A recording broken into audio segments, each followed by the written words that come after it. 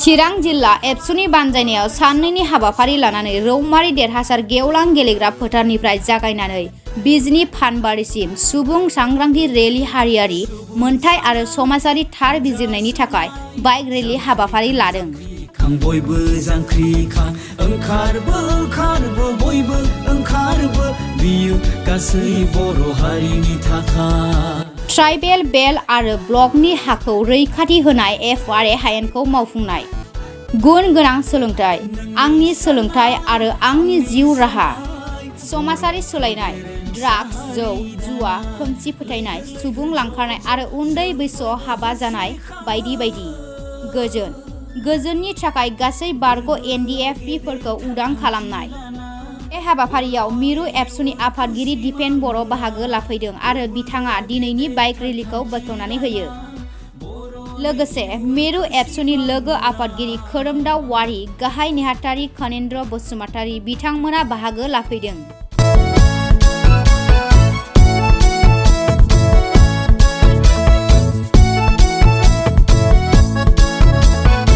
दुलाराय बर' फरायसा आफादनि बानजायनायाव जि सुबुं सांग्रांथि रेली दिनैनिफ्राय चिरां जिल्लायाव बेयो जागायदों। चिरां जिल्ला एबसुनि मददजों आरो रौमारि काजलगाव आनसलिकनिफ्राय जागायनानै दहाय फुंनिफ्राय बासुगाव आनसलिक, सिडली चिरां, खासिक'त्रा आनसलिक बेखौ हाबबोनानै दायो जोङो तेन्दुवार दख'रानि खुंग्रिं ओनसोलाव भुटान हाजो खाथिनि साखाथियाव जों दंफैयो आरो बेयाव रायजो राजाफोरजों जोङो मोनसे मेल बेयाव दङमोन। जोंनि जि थांखि सुबुं सांग्रांथि जि रेली हा हुखौ लानानै, सोलोंथाइखौ लानानै आरो समाज बेरेखा जिखिनि हाबाफारिफोर दङ बेखौ माहारिनिफ्राय गैया खालामनाय, लोगोसेनो जेलाव थानाय NDB बिथांमोनखौ जेलनिफ्राय दिहुननानै लाबोनाय, बेनि मोनसे सांग्रांथि लाबोनायजों लोगोसे रायजो राजानि आरो एबसुनि जि आवाज, बे आवाजखौ सरकारनिसिम सहैनायनि जि मोनसे थांखि आरो बे थांखिनि गेजेरजों 2 दानसिम दिनैनिफ्राय जागायनानै 2 मास बे बाइक रेलीया बा बे सुबुं सांग्रांथि रेलीया गासै आसाम नाङै BTR ओनसोलावनो जा, बर' कसारि काउन्सिल ओनसोलावनो जा, आसाम नाङै बियो बर' गामि गामि जागोन। आरो आं गोसो गोथौयै फोथायो जे बे हाबाफारियाव गासै रायजो राजाफ्रा बाहागो लागोन। खारन जोंनि हा हुआ दिनै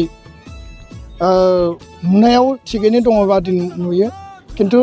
सिङाव जों नायोब्ला दिनै आसामाव बसुन्धरा आसुनि जादों हा हुनि खामानि। दा बे बसुन्धरा आसुनिनि गेजेरजों जोंनि रायजो राजाफ्रा बेसेबां लाब जादों। ट्राइबेल बेल एन्ड ब्लकआ दिनै जोंनि रैखा कबच होननानै जोङो फोथायो, खिन्थु बे बेल एन्ड ब्लकआ बेसेबां सेकिउर्ड, बियो बेसेबां रैखाथि गोनां, बे मोनसे कुइसनेबल। खारन बेयाव इलिगेल माइग्रेन्टआ एनक्रच खालामबाय आरो 4 लाख बिगा इलिगेल एनक्रचारफोरा 4 लाख बिगा हाखौ एनक्रच खालामनानै दोनदों आरो गुवाहाटि हाइकर्टआ प्रद्युत बरानि बिथांनि PIL पिटिसननि गेजेरजों बे बाथ्राखौ होदों। दा बेखायनो बेनि एभिक्सननि थाखायबो सरकारा खामानि मावनांगोन। फारसेथिंजाय जोंनि रायजो राजानियाव दाबो हा हुनि डकुमेन्ट्सआ नांगौ बायदि गैया। फारसेथिं फरेस्ट ओनसोलाव रायजो जानाय बर' बा ट्राइबेलफोरनि हा हुनि अधिकारखौ 2006 होनना बुङोब्ला दिनैनिफ्राय प्राय जोङो माने जुदि नायोब्ला बियो अलमस्ट माने 18 बोसोरनि सिगां बे आयेना पास जादों।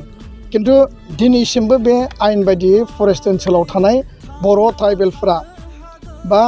जोंनि BTRआवनो माखासे मानसिफ्रा दिनै हा मोननो गोनां दंबावो। खुंग्रिं ओनसोलाव आङो दिनै रायजो राजाफोरनिफ्राय हियारिं लाबाय, बिथांमोनाबो हानि डकुमेन्ट्स बा फरेस्ट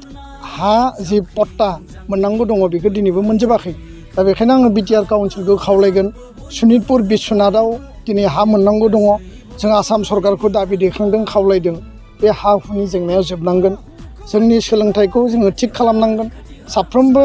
फरायसायानो गुन गोनां सोलोंथाइ, गोग्गो सोलोंथाइ मोननांगोन। मोजां भबिष्यत सुबुं सम्पद दानांगोन, होमबासो बर' हारिया जौगागोन। आरो एबसुआ बिनि थाखाय मोनसे मिशन लानानै खामानि मावदों। 3 नम्बराव ड्राग्सनि जि माने बाहायनाय, सेंग्रा सिख्लाफोरनि गेजेराव दिनै बारा जादों इन्जेक्सनजों जानानै ड्राग्स लानाय बे जोंनि गेजेराव बिराद बारा जादों मोनसे साइलेन्ट किलार आरो बेखौ जों बन्द खालामनांगोन दिनै जौ जुवानि बाथ्रा दिनै दायना दायनिनि बाथ्रा उन्दै बैसोआव हाबा जानाय मानसि लांखानाय समाजाव साइलेन्टलि मोनसे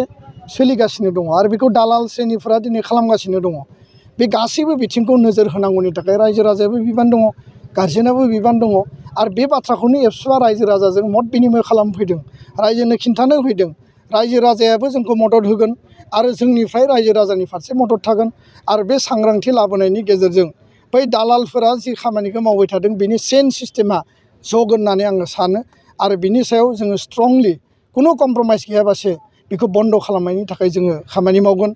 ब्रैथि बाथ्राया जाहैबाय जेलाव एकर्ड बायदियै जि जोंनि सुक्ति बायदियै गोजोन गोरोबथा बायदियै जिखिनि जेलाव दङमोन बिथांमोना जेलनिफ्राय गनांगौ आरो बे गनांगौनि थाखाय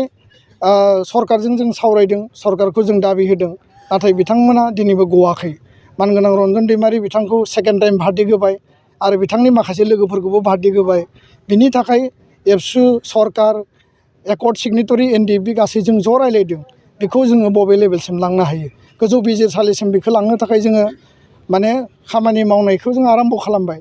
नाथाय गोबां दाबो एनडिएफबिफ्रा सेन्ट्रेल जेलाव दङ आरो बिथांमोनखौ जोङो न'आव लाबोनांगोन गोजोन गोरोबथानि मिनिङानो जाबाय बयबो गावबा गावनि न'आव फैनो मोननांगौ सामाजिक जीवन जापन खालामनो मोननांगौ माहारिनि सासे सुबुं धोन हिसाबै समाज आरो हारि दानायाव बिथांमोना बाहागो लानो मोननांगौ गेरेमसा हारि बर' माहारि दानायाव बिथांमोनाबो साफा साफा माने मावथि हिसाबै बाहागो लानो मोननांगौ नाथाय बे खामानिया जाफुङाखै आरो बेखायनो जोङो सरकारखौ दिनै बे रेलिनि गेजेरजों जोङो दाबि खालामदों आवाज हरदों आरो बे केम्पेइननि गेजेरजों सरकारनि खोमायाव निस्सय सहैगोन आरो जेब्लानो जोङो ट्राइपार्टाइट डिसकासन जोङो अफिसियेलि खालामदों बिथांमोननि बाथ्राखौ रिहेबिलिटेसननि बाथ्रा मार्टियार फेमिलिया फैसा मोननांगौ जोंनि केसफ्रा उइथड्र जानांगौ बर' लाइमोनफोरनो स्पेसियेल रिक्रुटमेन्ट ड्राइभ खालामनांगौ बे बाथ्राफोरखौ जोङो बुंबोदों आरो सरकारा समाव बिथांमोना बुंदों जोंखौ बे गासिबो खामानिया जागोन मावफुंगोन जोङो नेदों जुदि सरकारा मावफुङा आन्दलन जागोन सरकारा जुदि मावफुंना होयो बे दफाफोरखौ मोननायनि गेजेरजों बे दफाफोरा मावफुंजायोबा सिमा बारायोब्ला कार्बि आंलंनि एसटि हिलआ जायोब्ला आरो बाखि जिखिनि दङ स्कुल प्रभिन्सियेलाइजेसन जिखिनि दङ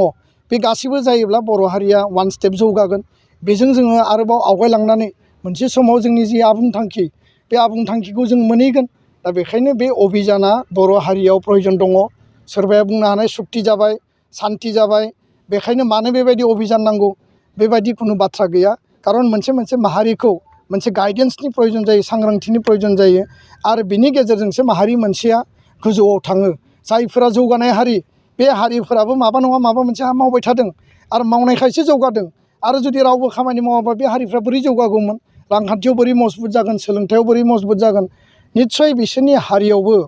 एबसु बायदि माबा नङा माबा मोनसे आफादा माबा नङा माबा मोनसे एजेन्सिया खामानि मावदों बेखायनो एबसुआ बर' हारिखौ 55 बोसोर बेंबोबाय नायबोबाय जोथोन लाबोबाय बर' आइ आफायाबो एबसु बायदि आफादखौ माहारिनि आफाद हिसाबै फरायसा आफाद हिसाबै जोंखौ खांबोबाय बाबोबाय जोथोन लाबोबाय जाहोबाय लोंहोबाय मेल मिटिं खुंना होबाय थालिर गस्लानिफ्राय थालिर दंफां थालिर बिलाइनि माने सायनासालि लुनानै एबसुनि मिटिं खुंनायनिफ्राय दिनै मोनसे माने खोब गाब गोनां माने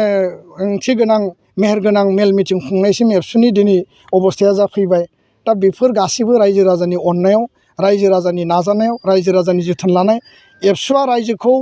जेब्लाबो बेंबोदों रायजो राजाया एबसुखौ खांबोदों बाबोदों आरो बे रिलेसनखौ जों जेब्लाबो मेनटेन खालामनांगोन दा बेखायनो सोरबाया जिखि बुङा मानो